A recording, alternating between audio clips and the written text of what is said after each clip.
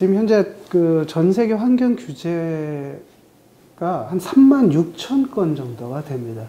문제는 이 환경 규제가 매년 평균적으로 보면 한 9.6%씩 증가를 하고 있다는 데 있습니다. 그 얘기는 뭐냐면 환경 규제가 늘어나는 속도가 그만큼 빠르게 진전되고 있다라고 보시면 될 것 같고요. 환경 규제의 큰 흐름은 크게 세 가지 정도를 볼 수 있을 것 같습니다. 하나는 이제 선진국을 중심으로 해서 새로운 환경 규제가 계속적으로 만들어지는 겁니다. 그리고 이제 과거의 환경 규제다라고 하면 얼마나 배출을 했고 제품이 만들어진 다음에 사후 처리에 관한 부분들을 주로 규제를 했다라고 한다면, 이제는 사후 처리뿐만이 아니고요, 제품이 만들어지는 과정도 규제를 하는 형태로 다양화되고 굉장히 복잡화되었다. 이제 마지막으로 큰 흐름은 선진국뿐만이 아니고 개도국들도 환경 규제를 시작했다. 선진국하고 개도국의 환경 규제가 동조화되고 있다. 우리나라도 현재 2050년 탄소 중립이라고 하는 부분들을 어떻게 실현시켜 갈 것이냐라고 하는 일종의 로드맵 작업을 현재 정부에 진행 중에 있습니다. 저희도 거기에 참여하고 있고요. 2050년 탄소 중립이다라고 하면 2050년에 온실가스 배출량이 제로가 되는 형태를 의미합니다. 2050년에 이게 제로가 되기 위해서는 그러면 2040년, 2030년에 온실가스 수준들이 나와야 되는 것이고요.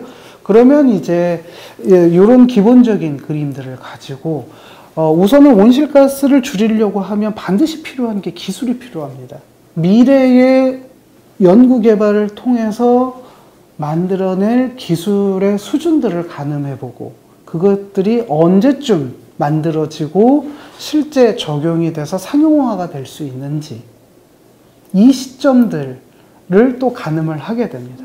그러한 시점과 그 로드맵이라고 하는 전체적인 그 연도별 흐름과 이것들이 서로 맞아야 되는 부분들이고요. 기술을 확산시키기 위한 정책을 어떻게 가져가야 되느냐, 정책의 강도, 이런 부분들도 이제 의사결정을 해야 되는 부분들이 필요하게 됩니다. 이런 부분들이 이제 이행계획이라고 하는 전체적인 큰 틀 안에 담기게 됩니다. 그러면 국가 전체의 목표 중에 산업부문은 어떻게 해야 되느냐가 분명히 또 나오게 되는 이슈 중에 자연스러운 이슈거든요. 이제 통상의 관점에서 보면 그럼 무역은 어떻게 돼야 되는데, 우리가 무역 경쟁력, 어찌 보면 국가의 경쟁력, 산업의 경쟁력을 훼손하면서 이것들을 지켜야 되는 거야? 아니면 산업의 경쟁력을 유지하면서 이것들을 맞출 수 있는 방법이 있는 것이야? 이제 앞으로 풀어가야 될 가장 중요한 숙제가 될 것 같습니다.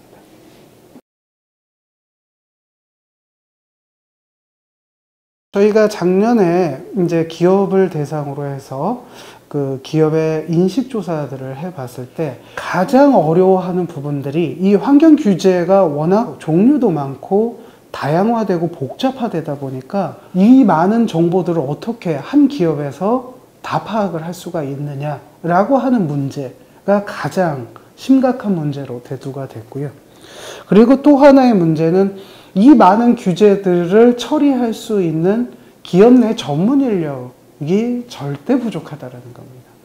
이 부분이 어찌 보면 기업에 갖고 있는 가장 우선순위가 높은 애로사항이라고 보시면 될 것 같습니다. 이 국제환경규제 기업지원센터의 역할은 무엇이냐면 바로 이러한 기업이 환경규제로 인해서 갖게 되는 수출의 애로사항들을 해결할 목적으로 설립된 그러한 센터라고 보시면 될 것 같습니다. 환경 규제에 대한 정보가 부족하다라고 하는 부분들은 결국 누군가는 그 정보들을 분석하고 가공하고 그것들을 제공해 줄 수 있어야 되고요.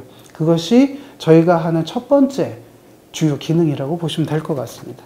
기업에 필요한 상담해주고 컨설팅해주고 그리고 기업 현장들을 방문해서 교육해주고 이러한 기업 내의 어떤 능력 배양을 해주는 기능들이 저희가 하는 주요 역할 중에 하나입니다.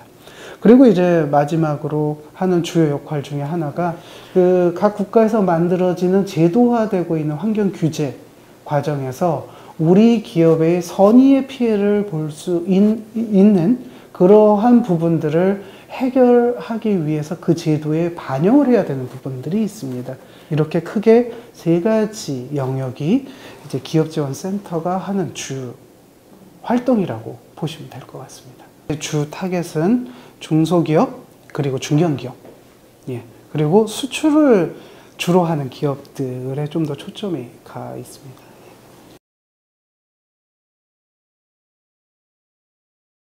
2019년 기준으로 해서 이러한 무역기술 장벽의 전체 수를 보면 약 한 3,300건 정도가 됩니다.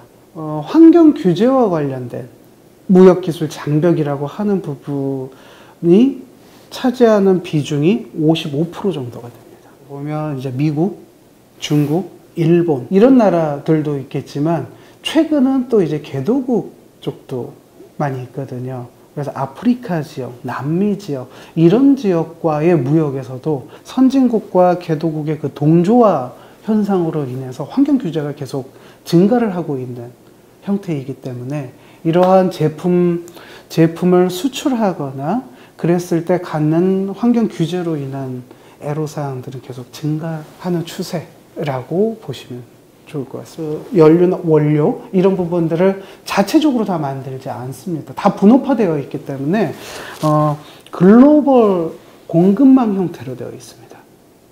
그 얘기는 무엇이냐면 완제품을 만드는 유럽 회사가 존재를 한다. 그리고 거기에 일부 부품이나 공급망으로서 협력 관계를 갖고 있는 우리나라 기업이 있다라고 하면 이 완제품 회사에서 끊임없이 그런 유형의 환경 정보를 요구를 하게 됩니다. 그러니까 거기에 충족이 되지 않으면 아예 우리가 얘기하는 공급망에 들어가지 못하는 문제들이 발생을 합니다.